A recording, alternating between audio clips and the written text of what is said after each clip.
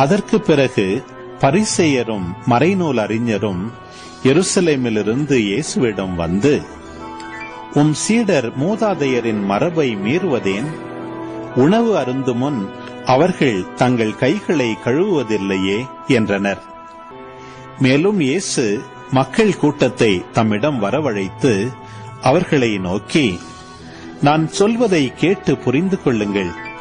வாய்க்குள் செல்வது மனிதரை தீட்டுப்படுத்தாது, மாறாக வாயிலிருந்து வெளிவருவதே மனிதரை தீட்டுப்படுத்தும் என்றார்.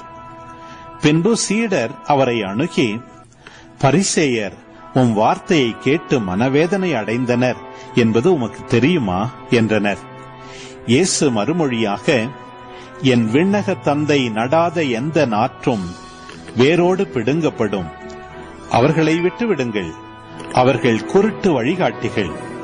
பார்வையற்ற ஒருவர் பார்வையற்ற வேறொருவரை வழிநடத்தினால் இருவரும் குழியில் விழுவர் என்றார்.